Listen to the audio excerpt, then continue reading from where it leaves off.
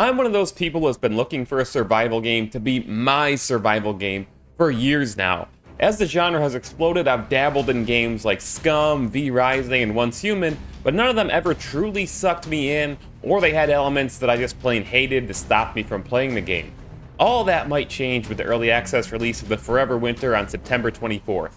Set in an extremely dark, hardcore, post-apocalyptic world where humans scrounge to survive amid a giant war between machine entities on the surface of Earth, akin to something like Terminator after Judgment Day, the Forever Winter feels like a world that I want to survive in. But will the rest of the Forever Winter deliver? Well, let's talk about it. Let's start with the developers of the Forever Winter. The Forever Winter is being developed by a small team of gaming industry veterans who formed a new studio to make the Forever Winter their first game as a team. The Forever Winter is described as a horror, stealth, cooperative survival game, which is purely PvE, meaning that the developers can take liberties when balancing and designing the game, since it won't feature PvP despite some extraction elements like gathering loot and supplies. The early access release of the Forever Winter will cost $29.99 at launch on September 24th when it debuts on Steam. The early access build will contain 4 finished maps, a 5th work-in-progress map, and 5 playable characters. And let's be honest, a huge part of the reason that so many of us are interested in this game is the world, the visuals, and the atmosphere.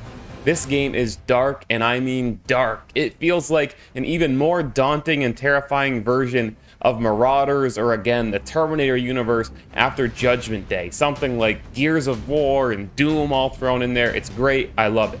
The machine behemoths fighting it out on the surface of the world are absolute threats. Humans and all life are clearly being extinguished and suffering, which really lends itself to the idea of surviving this world. This actually feels compelling. I'm not just walking around and farming for the sake of farming. In the Forever Winter, you're actually trying to survive, and I find that very intriguing and immersive and compelling. It's an idea that I could really get lost in.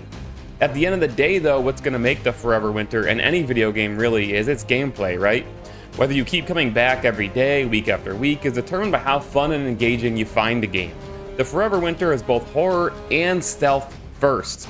This isn't your average shooter.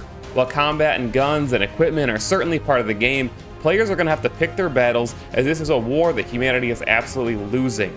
You're not going to be able to take on a tank walking on its legs like in Destiny.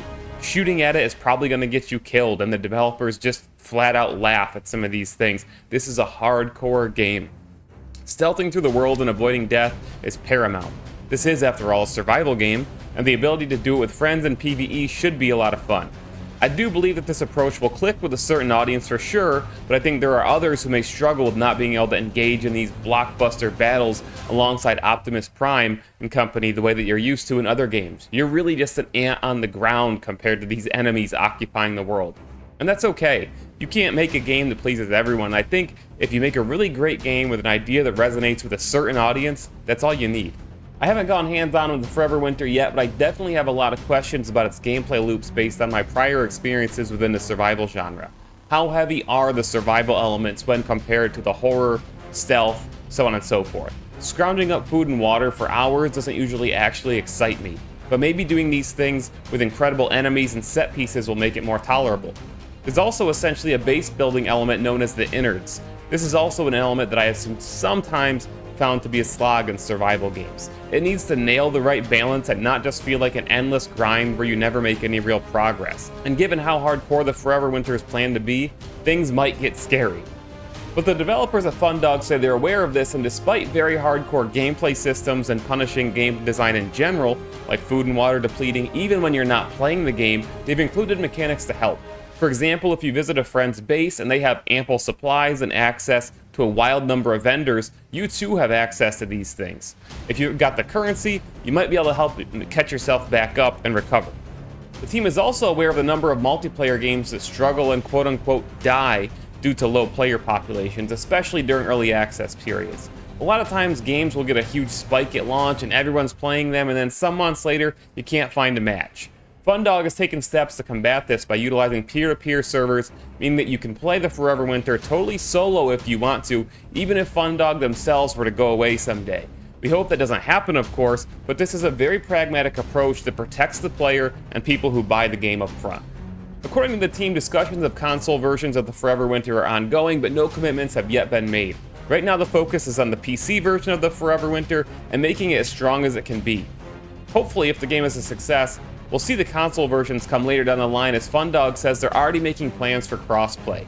We also know there's a lot of talk and speculation about the Forever Winter moving into other mediums such as comic books, novels, and an animated series.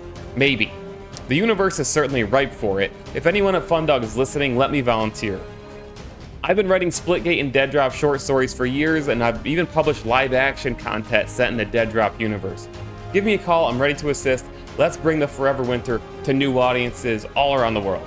That's it for this video, guys. Thanks for watching as always. If you're looking forward to the Forever Winter, make sure to express yourself by hitting the like button. I'll be out there with all of you trying to survive this brutal world, but I'll be doing it at twitch.tv/Reynolds at launch, so come join me over there as well. If you want coverage of more great games like this, be sure to subscribe to the channel, and note that you can now get early access to certain videos by becoming a member of the channel, and of course that supports all of our content, including our next live-action Dead Drop short film, which is going to release this November. Thanks for watching, and we'll see you in the next video. Mayor Reynolds out.